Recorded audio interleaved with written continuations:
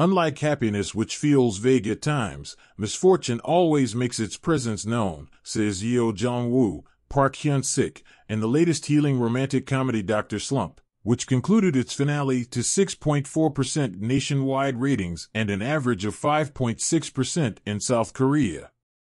The quote reverberates throughout the show as characters try to find their definitions of happiness. Director Oh Hyun-young of weightlifting fairy Kim Bok-ju and writer Baek Sun-woo of popular rom-com K-dramas My Roommate is a Gumiho and What's Wrong with Secretary Kim unite to weave a tale of growth and healing in Dr. Slump.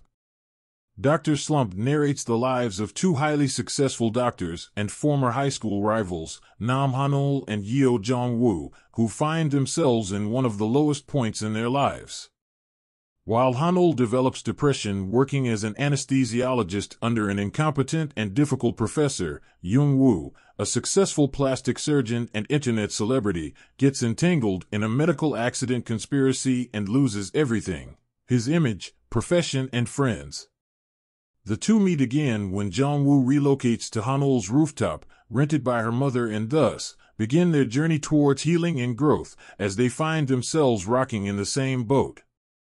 The show starts strongly with the themes of healing, mental health, personal growth, and self-care, but soon loses its vision multiple times, getting entangled in a less-than-ideal conspiracy and using the mental health trope to drive its plot at times.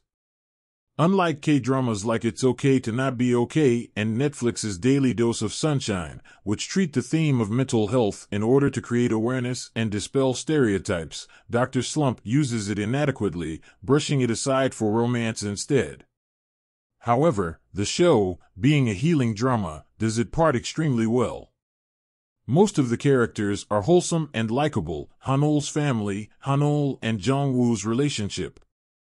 The most character growth is probably that of Han-ol, where she becomes an entirely different person than who she was at the beginning of the show. Bada's self-growth and personal development is also noteworthy.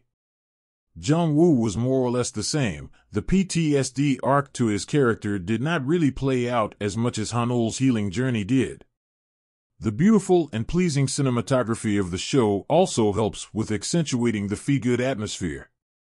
Park Shin-hye's performance as Han-ol was quite well balanced, but Park Hyun-sik's Jong-woo felt a bit too loud and out of sync with the atmosphere of certain scenes. Despite this, his caricaturist acting works really well for comedy sequences. The show also has some great dialogues as Han-ol and Jong-woo's voiceovers. They are insightful and touching and create a wholesome atmosphere. However, the plot is quite predictable, and it doesn't help for it to have an antagonist in Min Kyung-min, who the show aims to portray as a tragic character, but fails due to serious loopholes in character motivations and reasoning. The romance subplot with Hong Rand and Dae Young is a bit pale in comparison, mostly because it works more as a filler to stretch the storyline, which is a bit frustrating since we are going in circles for the most part of it. The depth in their relationship is also almost non-existent.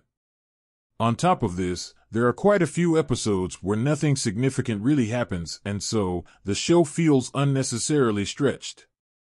The entire conspiracy plot, first with Jong-woo and then with Han-ol, is underwhelming and underdeveloped.